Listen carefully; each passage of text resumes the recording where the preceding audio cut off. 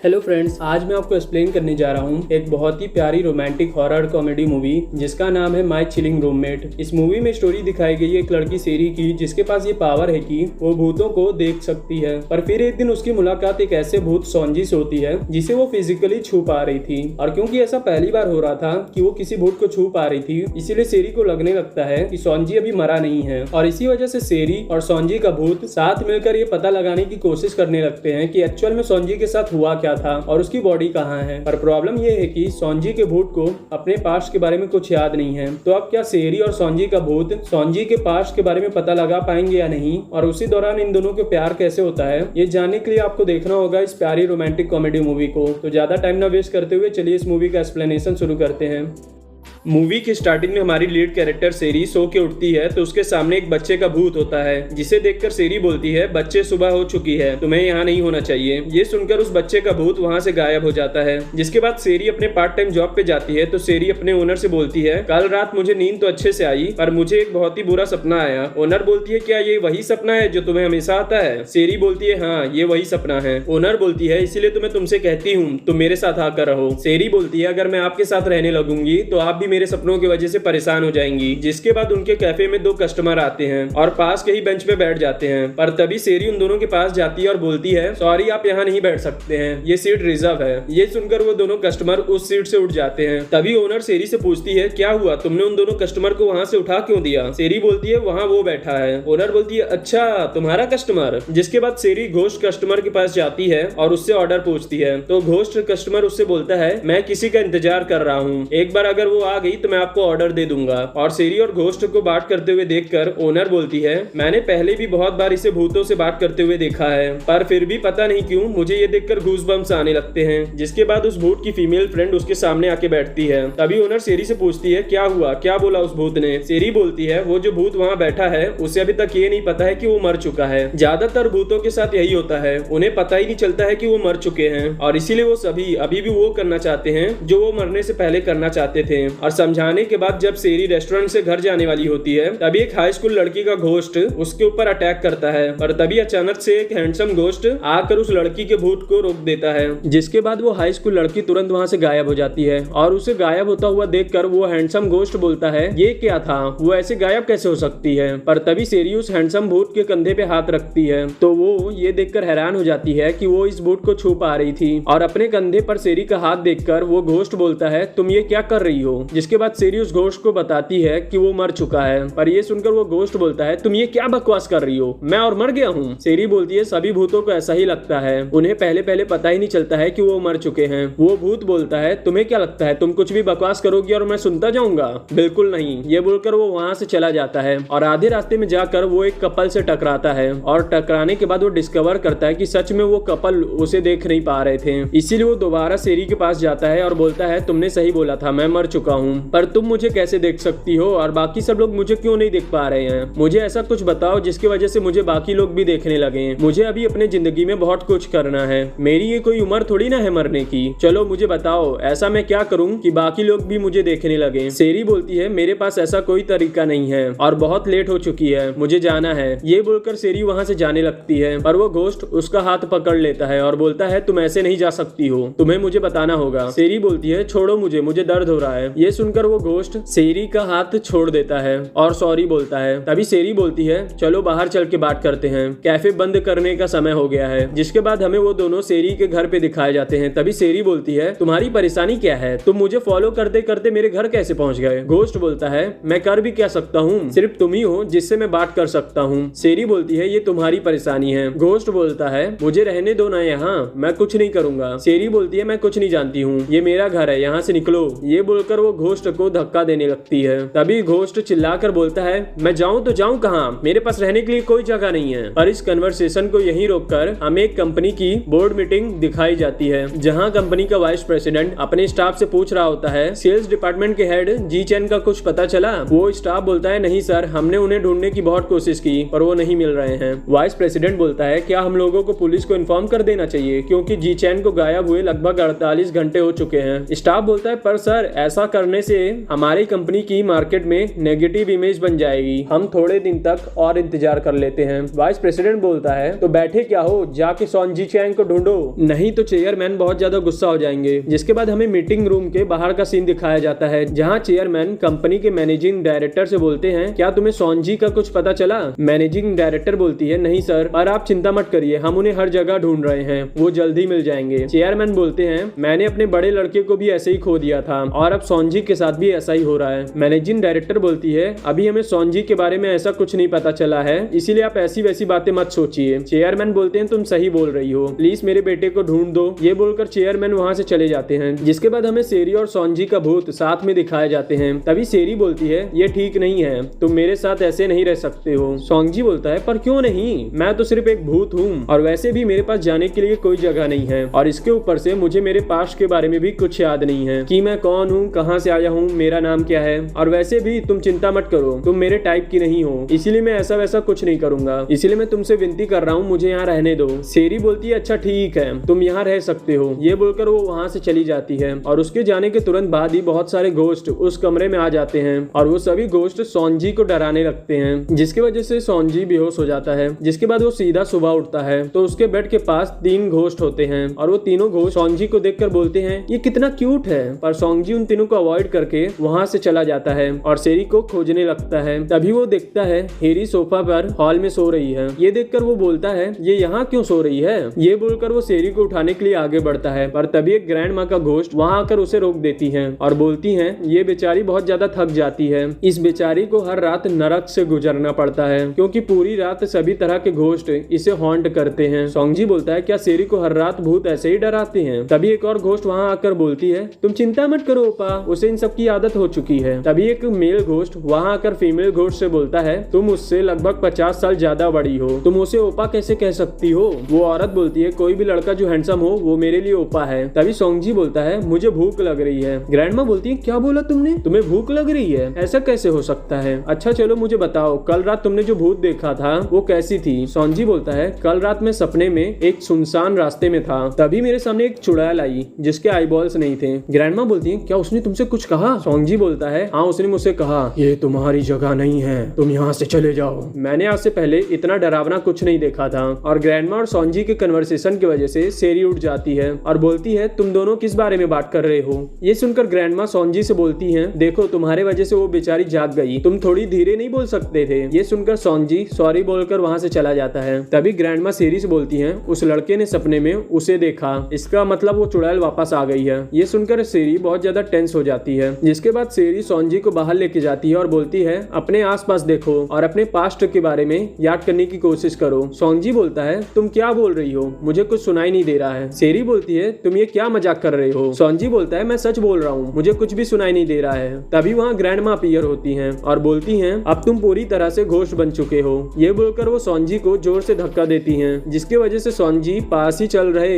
एक आदमी से टकरा जाता है, पर इस बार वो उस आदमी के बॉडी को पोजेस कर लेता है और अपनी पोजीशन की क्वालिटी देखकर सोनजी बोलता है, अरे ये बहुत ही बढ़िया चीज है, अब तो मुझे सब साफ साफ सुनाई दे रहा है। हे ग्रैंडमा, क्या मैं ऐसा हर किसी इंसान के साथ कर सकता हूँ? सेरी बोलती है, ये समय बकवास करने का नहीं है, अपने दिमाग पर जोर डालो और कुछ याद करने की कोशिश करो। ये सुनकर सोनजी याद करने की कोशिश करने लगता है और उसे कुछ नहीं याद आता है, पर तभी वो उस आदमी के बॉडी से अपने आप बाहर आ जाता है और बोलता है, ये क्या हुआ? सेरी बोलती है, तुम ज्यादा देर तक दूसरे के बॉडी को पोजेस नहीं कर सकते हो। तभी सोनजी बोलता है, आज बहुत गर्मी है ना, और ये थोड़ा अजीब है ना, मैं मर चुका हूँ फिर भी मुझे गर्मी लग रही है। ये सुनकर सेरी सोनजी के सिर पर जोर से मारती है। ये देखकर सोनजी बोलता है, तुमने मुझे मारा क्यों? सेरी बोलती है, क्या तुम्हें दर्द हो रहा है? सोनजी बोलता है, और नहीं तो क्या, तुम किसी को मारोगी उसे दर्द ही ना होगा? ये सुनकर सेरी हैरानी से बोलती है, ओ माय गॉड, हो सकता है तुम अभी मरे ना हो, क्योंकि घोस्ट की कोई फिजिकल एग्जिस्टेंस नहीं होती है, तुम्हारी है। घोस्ट को सर्दी या गर्मी नहीं लगती है, पर तुम्हें लग रही है और तुम्हें दर्द भी हो रहा है। इन सब का यही मतलब हो सकता है कि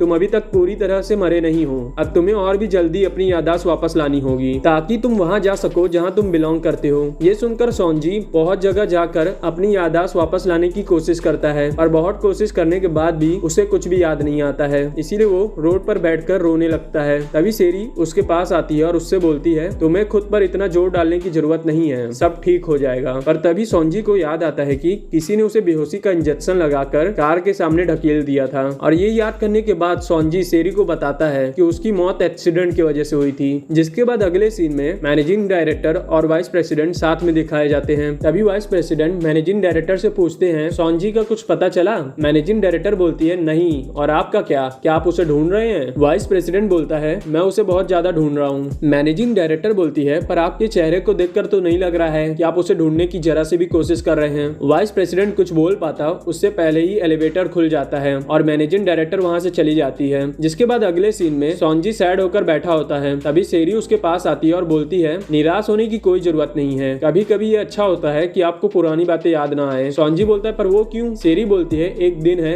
जिसे मैं हमेशा भुलाने की कोशिश करती हूँ, पर मैं कभी उसे भुला नहीं पाती हूँ। मेरी फैमिली पहले बहुत अमीर थी, मेरे पापा की खुद की एक कंपनी थी, पर फिर एक दिन अचानक से मेरे पापा के दोस्त ने उन्हें धोखा देकर उनके सारे स्टॉक्स हड़प लिए, जिसकी वजह से मेरे पापा बैंकरप्ट हो गए और मेरे मॉम ने भी बैंकरप्सी की वजह से आत्मदाह कर लिया था और मेरे पापा भी उसके कुछ दिन बाद ही शॉक की वजह से मर गए थे। मुझे आज भी वो दिन बहुत अच्छे से याद है। मैं उसे भुलाने की बहुत कोशिश करती हूँ, पर हर रात मुझे उसी दिन के सपने आते हैं, जिसकी वजह से मैं उस दिन को भुला नहीं पाती हूँ। और उस दिन के बाद से ही मुझे घोस्ट दिखना शुरू हो गए। पर मुझे गुस्सा इस बात पर आता है कि मेरे डैड बैंकरप्ट उनके दोस्त की वजह से हुए, जिस दोस्त पर मेरे डैड ने बहुत ज्यादा भरोसा किया था, पर उसी ने उन्हें धोखा दिया। मुझे ज्यादा तो नहीं पता है, पर उसी ने हमारी कंपनी के स्टॉक्स को मैनिपुलेट करके मेरे डैड के शेयर्स अपने नाम कर लिए थे। सोंजी गुस्से में बोलता है, ऐसे लोगों को तो गाली देना चाहिए। जिसके बाद वो दोनों साथ मिलकर उस इंसान को गाली देने लगते हैं। जिसके बाद अगले सीन में सेरी घर में अकेले होती है। तभी वही सेम चुड़ैल सेरी को हॉन्ट करने आती है, जो चुड़ैल सोंजी के सपने में आई थी।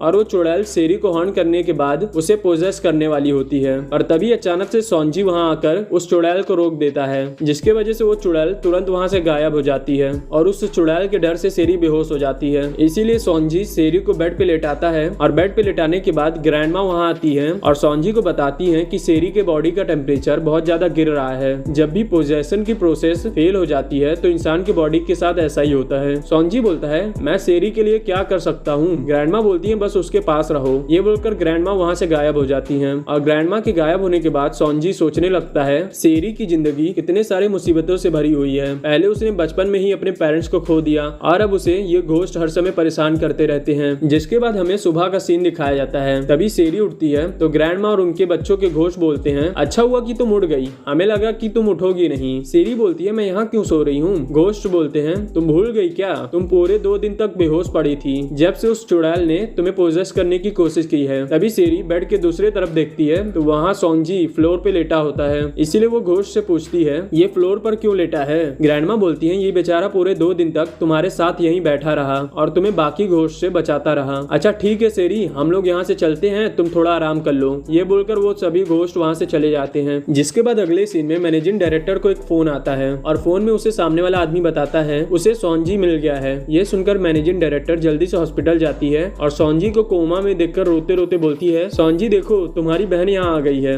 अपनी आंखें खोलो, क्या हुआ है तुम्हें? मुझे माफ कर दो कि मैंने तुम्हें ढूंढने में इतना समय लगा दिया। तभी डॉक्टर जियून को शांत करते हैं और बोलते हैं, इनकी जान को तो अभी कोई खतरा नहीं है, पर ये बहुत समय से कोमा में है, हम इन्हें बचाने की पूरी कोशिश करेंगे। जिसके बाद अगले सीन में ग्रैंडमा और उनकी बेटी का घोस्ट हॉस्पिटल काउंटर की नर्स को पोजेस करके सोंजी के बारे में सारी जानकारी निकाल लेते हैं। और जानकारी लेने के बाद उन्हें पता चलता है कि सोंजी कियस ग्रुप के चेयरमैन का सबसे छोटा बेटा है। और वहीं दूसरी ओर सोंजी की बहन जियून कमरे में अकेले बैठी होती है। तभी उसके कमरे में वही सेम चुड़ैल आती है जिस चुड़ैल ने सेरी को पोजेस करने की कोशिश की थी। और वो चुड़ैल जियून को डराते हुए बोलती है, तुम मुझे अपनी बॉडी दे दो। जियून बोलती है, मैं ऐसा नहीं करूंगी, तुम कौन हो और मुझसे क्या चाहती हो? वो चुड़ैल बोलती है, अगर तुम मुझे अपनी बॉडी दे दो तो मैं तुम्हें वो दिला सकती हूँ जो तुम्हें चाहिए। जियून बोलती है, तुम्हें कैसे पता मुझे क्या चाहिए? पर उतने में वो चुड़ैल जियून के बॉडी को पोजेस कर लेती है। और जियून के बॉडी को पोजेस करने के बाद वो चुड़ैल वाइस प्रेसिडेंट के पास जाती है और बोलती है, मैंने सुना है कि तुमने हमारी कंपनी के और शेयर खरीद लिए हैं। ये सुनकर वाइस प्रेसिडेंट शॉक हो जाता है कि जियून को ये कैसे पता चल गया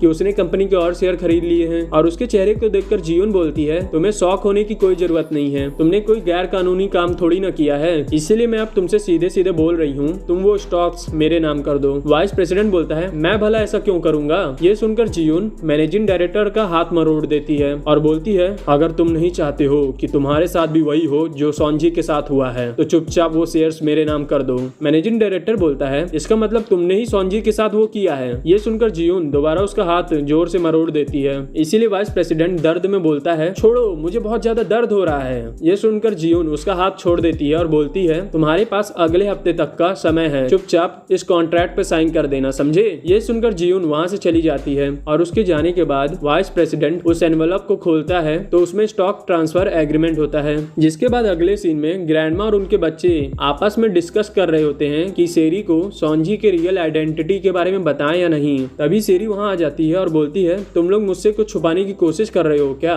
ये सुनकर ना चाहते हुए भी ग्रैंडमा को सेरी को ये बताना पड़ता है कि सोंजी केएस ग्रुप के चेयरमैन का सबसे छोटा बेटा है और केएस ग्रुप के चेयरमैन वही इंसान है जिसने सेरी के पापा के बिजनेस को धोखे से हड़प लिया था और जिसकी वजह से सेरी को अपने पेरेंट्स खोना पड़ा था। और ये सब बताने के बाद ग्रैंडमा बोलती है, पर इसमें सोंजी की कोई गलती नहीं है, उस बेचारे को इसके बारे में कुछ भी नहीं पता है। और इसके साथ साथ एक और बात है जो मैं तुमसे कहना चाहती हूँ। सेरी, तुम्हें याद है वो जो चुड़ैल उस दिन तुम्हें पोजेस करने की कोशिश कर रही थी, वो चुड़ैल बहुत ही ज्यादा ताकतवर है। वो अपनी ताकत और ज्यादा बढ़ाने के लिए वो हम जैसे स्पिरिट्स को खा जाएगी और उसके बाद वो तुम्हें दोबारा पोजेस करने की कोशिश करेगी। सेरी बोलती है, तो फिर हमें उस चुड़ैल से बचने के लिए क्या करना चाहिए। ग्रैंडमा बोलती है, उस चुड़ैल से हमें सोंजी बचा सकता है क्योंकि मुझे लगता है सोंजी के पास एक्सोरिज्म पावर है। सेरी, तुमने भी देखा था ना, सोंजी बड़े आराम से इविल स्पिरिट्स को भगा देता है और वही है जो हमें उस चुड़ैल से बचा सकता है। सेरी बोलती है, वैसे ग्रैंडमा क्या होगा अगर सोंजी उस चुड़ैल से हार जाए तो। ग्रैंडमा की बेटी बोलती है, तो फिर उसकी सोल पूरी तरह से गायब हो जाएगी और वो कभी पुनर्जन्म नहीं ले पाएगा।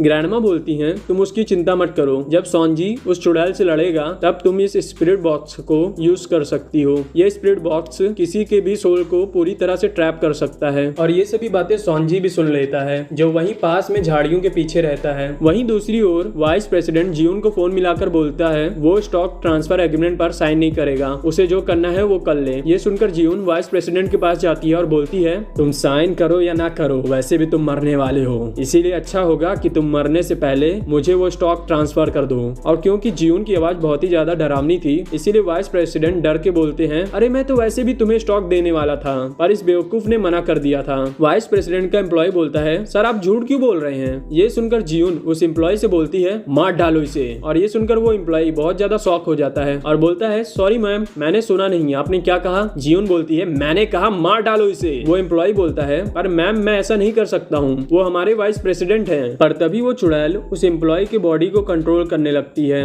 और उससे जबरदस्ती वाइस प्रेसिडेंट को मरवाने लगती है। पर तभी अचानक से वहाँ सोंजी का घोस्ट आ जाता है जिसके बाद उस चुड़ैल और सोंजी के बीच लड़ाई होने लगती है। पर वो चुड़ैल सोंजी को मार के वहाँ से चली जाती है। जिसके बाद सोंजी घर जाता है तो उसके चेहरे पर लगी चोट को देखकर सेरी और ग्रैंडमा पूछती हैं, तुम्हारे चेहरे को क्या हुआ और तुम पूरे दिन कहाँ थे। सोंजी बोलता है, मैं कंपनी गया था। सेरी बोलती है, कौन सी कंपनी। सोंजी बोलता है, केएस ग्रुप। ये सुनकर सेरी बोलती है, तो फिर क्या तुम्हारी याददाश्त वापस आ गई। सोंजी बोलता है, हाँ थोड़ी बहुत। सेरी बोलती है, फिर भी तुम्हें कितना याद आ गया। सोंजी बोलता है, मुझे इतना याद आ गया है कि मैं केएस ग्रुप में काम करता था, मेरी एक बड़ी बहन और भाई हैं। सेरी बोलती है, फिर भी तुम्हें ये चोट कैसे लगी। सोंजी झूठ बोल देता है कि वो सीढ़ियों से नीचे गिर गया था। और वहीं दूसरी ओर जियोन उस चुड़ैल से बोल रही होती है, मेरे शरीर से बाहर निकलो। वो चुड़ैल बोलती है, क्यों, क्या हुआ, तुम डर गई क्या। डरने की कोई जरूरत नहीं है, मैं तुम्हें वो दिला के रहूंगी जो तुम्हें चाहिए। जियोन बोलती है, मुझे कुछ नहीं चाहिए, बस तुम मेरे शरीर से बाहर निकल जाओ। वो चुड़ैल बोलती है, इस चीज का फैसला तुम नहीं मैं करूंगी, अब तुम्हारी बॉडी मेरी हो चुकी है।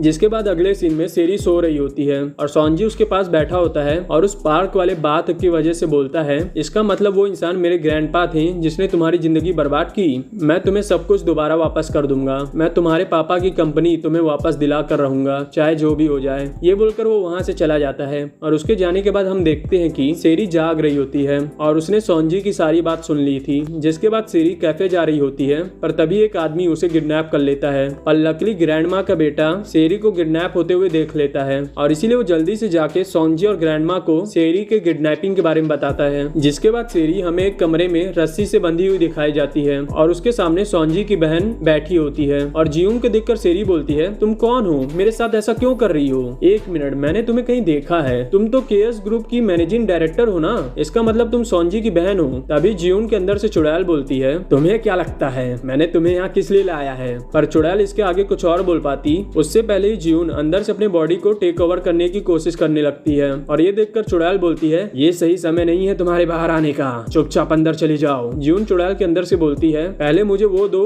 जो मुझे चाहिए, तभी मैं तुम्हें अपनी बॉडी दूंगी। ये सब देखकर सेरी बोलती बोलती है, इसका मतलब तुमने अपने शरीर का सौदा इस चुड़ैल के साथ कर लिया है, तुम्हें पता भी है तुमने ये क्या किया है। जियोन अंदर से बोलती है, मुझे किसी चीज का फर्क नहीं पड़ता है जब तक मुझे वो मिल जाए जो मुझे चाहिए। पर उतने में ग्रैंडमा और उनके बच्चे वहाँ पहुँच जाते हैं, पर उनके वहाँ पहुँचते ही वो चुड़ैल उन तीनों का गला पकड़ लेती है। पर तभी वहाँ सॉन्जी भी आ जाता है, जिसके बाद सॉन्जी और चुड़ैल में लड़ाई होने लगती है और बहुत देर तक लड़ाई होने के बाद ग्रैंडमा और उनके बच्चे आकर चुड़ैल को पीछे से पकड़ लेते हैं। तभी सॉन्जी चुड़ैल के सामने स्पिरिट बॉक्स खोल देता है, जिसकी वजह से वो चुड़ैल स्पिरिट बॉक्स में ट्रैप हो जाती है और उसके साथ साथ सॉन्जी का सोल भी उस बॉक्स में ट्रैप हो जाता है। इसीलिए सेरी रोने लगती है और बोलती है ऐसा नहीं होना चाहिए था। जिसके बाद हमें कुछ दिन बाद का सीन दिखाया जाता है, जहाँ सेरी कैफे में काम कर रही होती है और अब वो किसी भी भूत को नहीं देख पा रही थी। तभी वो देखती है कि एक लड़का कैफे के अंदर आता है और जब सेरी उस लड़के का चेहरा देखती है तो वो ये देखकर हैरान हो जाती है कि वो लड़का सॉन्जी है। इसीलिए वो बहुत समय तक सॉन्जी को देखती ही रहती है। तभी सॉन्जी बोलता है, क्या मेरे चेहरे पे कुछ लगा है? सेरी बोलती है नहीं। सॉन्जी बोलता है, तो फिर क्या आप मुझे जानती हैं? क्योंकि मुझे भी ऐसा लग रहा है कि मैंने आपको कहीं देखा है। सेरी इमोशनल होकर बोलती है, हाँ हम दोनों एक दूसरे को बहुत अच्छे से जानते हैं, पर लग रहा है तुम सब कुछ भूल चुके हो। और सेरी के चेहरे को देखकर सॉन्जी बोलता है, अरे सैड मत हो, मैं तो मजाक कर रहा था, मुझे सब याद है। ये बोलकर वो हंसने लगता है और ये सुनकर सेरी भी रोते रोते हंसने लगती है और यहीं पर ये मूवी खत्म होती है। अगर आपको मूवी अच्छी लगी हो तो प्लीज लाइक शेयर सब्सक्राइब कर दीजिएगा।